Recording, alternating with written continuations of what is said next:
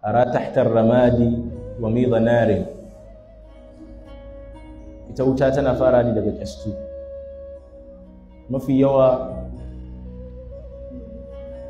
wato ba su yi tunanin za a kawo irin wannan yanayin ba, yanayin da za a zo ƙarara ana ƙaryata hadisan manzo Allah sallallahu alaihi wasallam kuma ana kore su gaba ɗaya da lafuzza wanda suke wato kunni ba zai so ya ji su. To asbahna bainal mitraqati was sindan, inji Larabawa. Mu mun samu kan matsaka mai wahala tsakanin ƙalubalen masu cewa duk abin da aka ruwaito ya inganta kuma dole a karɓa, da kuma ƙalubalen masu cewa duk abin da aka ruwaito ƙarya ne kuma ba za a aiki da shi ba. Alƙur'ani shi kaɗai ne littafin da maza Allah ya zo da shi, wanda wannan faɗin nasu yana hukunta cewa maza Allah bai yi bayanin Alƙur'anin ba ke.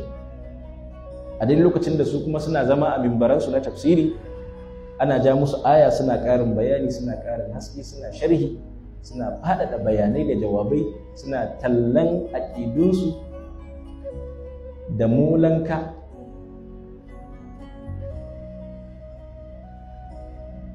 Dan me in dai har manzo Allah ya yi bayani to yana da kyau mu tambaye ka ina bayani.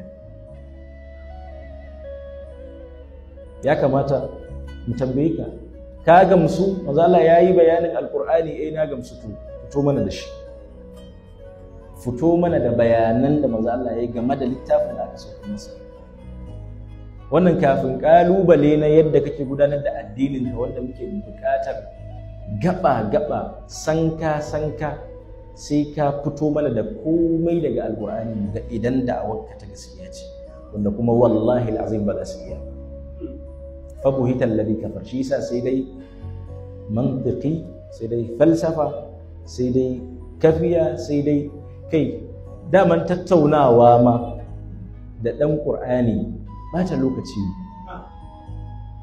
lokaci ne. Za a ƙure shi, amma za a ƙure shi ne da ilzami cikin abin da ya gamsu da shi, abin da kira in ka isa ka taɓa rigarka.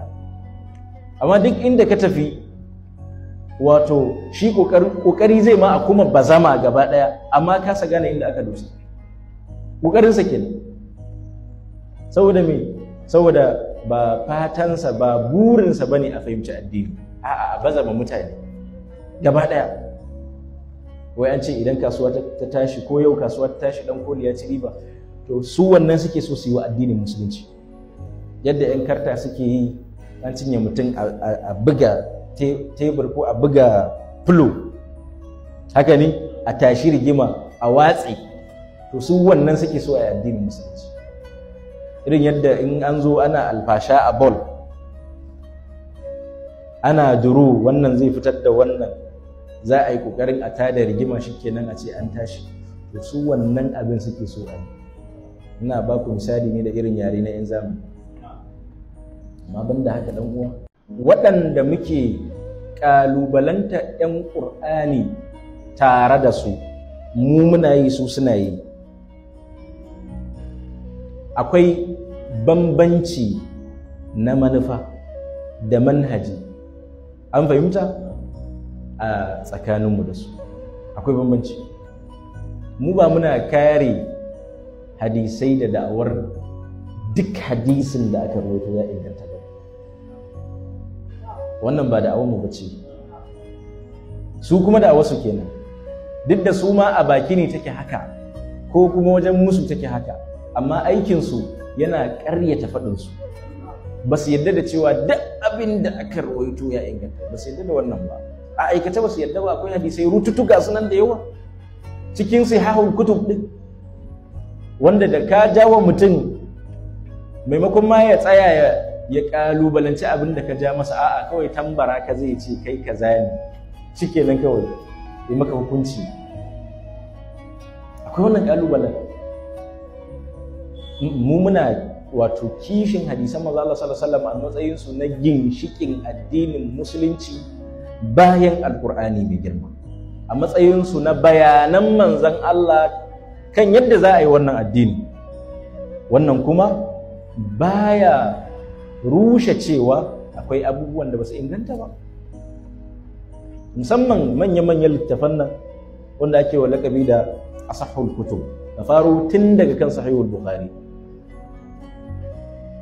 Ilimi ne daruri ga duk ɗalibin ilimi cewa tun a zamanin bukhari aka fara masa naƙadi cikin littafin shi, tun a zamaninsa, cikin sa'o'insa. Ga irin su Abu Hatim Ar-Razi ya yi naƙadin wasu hadisai a cikin Bukhari da rayuwar Bukhari zamanin su ɗaya. Ka biyo baya irin su Abul Hasan Al-Qabisi, ka taho kan irin su Al-Imam Ad-Daraqutni, ka taho kan su Al-Khatib Al-Baghdadi Abubakar, ga irin su Abu Ja'far Al-Uqayli, ga sunan da yawa kai na kwana-kwanan nan ma Nasiruddin Al-Albani yayi naƙadin Bukhari, kuma naƙadi cikin sanadi da kuma naƙadi cikin matani. Zai ɗauko hadisi ya ce wannan mataninsa bai inganta ko kuma wannan sanadinsa bai inganta. Duka fa sun san wannan, sun karanta. Bari ma dai jerin gwanan malaman nan ga samfur nan na baku daga zamanin Bukhari zuwa zamaninmu na yau, duka jinjina musu ake yi, ana cewa su ne mujaddidan ilimin hadisi a zamaninsu. Me suka zo da shi? Ilimi. Da haka kasancewarsu mutane malamai da suka iya yi wa mutum malami gyara, wannan zai buɗe ƙofar mutum ɗan uwansu malami su ma ya ci su gyara. Haka ne? Bari dai kawai ya danganta da wato me aka zo da shi. Anzur li dhatil qawli la min qa'ili fal haqqu maqbulun walau min jahil. Wannan kawai shi. Rashin wayewa ta addini da rashin karatu ya sa mutane suke ganin wasu masail ma a matsayin yanzu aka fare su, ko kuma ba su da asali, ko kuma ba wasu da suka taba irin wannan kafin lokacin. Silsila ce ta tajdidi tun daga zamanin da ake rubuta waɗannan littafai har kuma yau ɗin nan,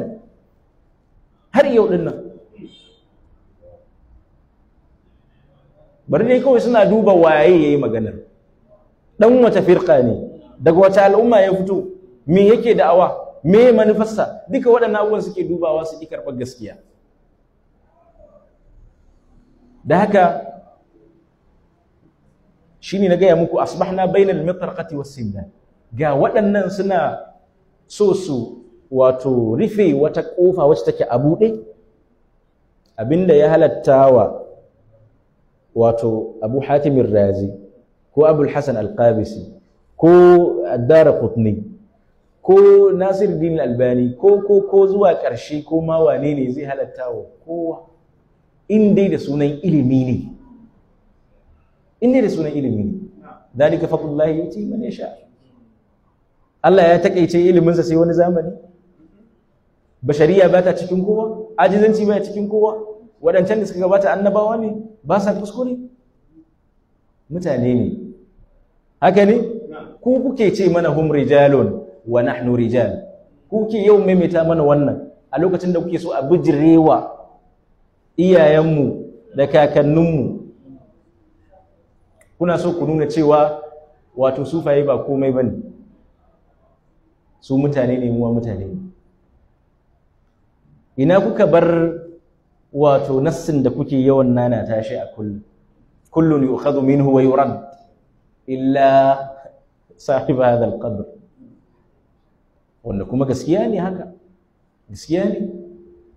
Amma ya kamata mu ganta aikace ba cikin soyayyen rawukan ku ba. Wanda aka zaba, aka yarda da shi a karba, wanda ba a zaba ba yarda da shi ba za a karba. Lallai akwai hadari mai girma a nan gaba. Tun daga yanzu an shiga cikin rudanin da baka san mata ina za a fita ba. Baka san ta ina za a fita ba. yadda soye-soyen rawuka suka yi yawa akan mimbaran ilimi, yadda aka mai da mimbaran ilimi wajen baje kolin hajar sarrai da ƙoƙarin tozartawa da zagi da cin mutunci da ƙuristawa da nuna kowa bai iya ba sai shi kaɗai. Alal aƙalli idan saɓani ne cikin abu, idan malami ya zo ya yi bayanin cewa saɓani ne, ko kuma ya ce a'a mazhabata ko aƙidata ko fahimtata ko ra'ayina ko abinda na gamsu da shi shine kaza, akwai wani ra'ayin bayan wannan, shikenan. Wa fi kulli dhalika muttasa. Ɗaya daga cikin malamai ya rubuta littafi akan saɓane-saɓanen da suke cikin ilimin fikihu akan wata mas'ala. Sai ya sa wa littafin suna, cikin sunan ya ambace shi da fiqhul khilaf. Fiqhul khilaf wato fiqhun saɓani. Fiqhun saɓani yana so ya fito da hikimar saɓani a cikin addinin musulunci, da yadda ake yin sa, da yadda ya kasance, da misalai da samfura, da kuma yadda ya kamata mu mu'amalanci saɓanin fahimta da ra'ayi. Da ya kai wa na gaba da shi nan take soke lafazin al-khilaf ya mai da shi as-sa'a. Daga fiqhul khilaf ya mai da shi fiqhus sa'a. Idan ka ce fiqhul khilaf, fiqhun saɓani cikin addini, fiqhus sa'a shi kuma yana nufin fiqhun yalwar addini. Sai ya kwankwashe shi, ya gyara masa, ya ce idan ka ci gaba da amfani da khilaf kamar kana promoting saɓanin kaima, so kake ka nuna cewa addini yana da yalwar da bai kamata saɓanin da yake cikinsa ya kai haka ba, ya zamto wani abu na ƙin juna, ya zamto wani abu na siyasa, jam'iyyar suwa na jam'iyyar suwa ne, ya zamto wani abu na ni kaɗai ne kan daidai, ni kaɗai ne ɗan aljanna, ni kaɗai ne na kirki, duk wanda ba ni ba ɗan wuta ne ko ɓatacce ne. Duka wannan ƙofar yake so ya toshe cikin wannan littafi. To amma duk da haka shi ma sai ya samu tasgaro, alkamalu lillahi. Tun daga sunan littafin sai ya rubuta lafazin alkhilaf, wanda alkhilaf yana nufin saɓani. Kun ga tamkar yana promoting saɓanin kenan. To da yake wato gaba da gabanta ko an ce aljani ya taka wuta, da ya kai wa na gaba da shi sai ya sa shi ya cire lafazin alkhilaf din, sai ya sa as-sa'a, fiqhun yalwar addini, ba wai saɓanin sa ba. Da Allah wannan hikaya bata burge ku ba? Bata burge ku ba?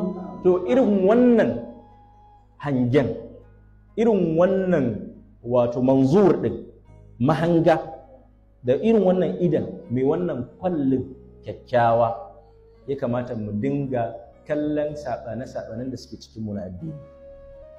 Saɓani bai taɓa zamowa sababin ƙiyayya ba, ko gaba, ko abin da ya yi kama da wannan, bai taɓa zamowa haka.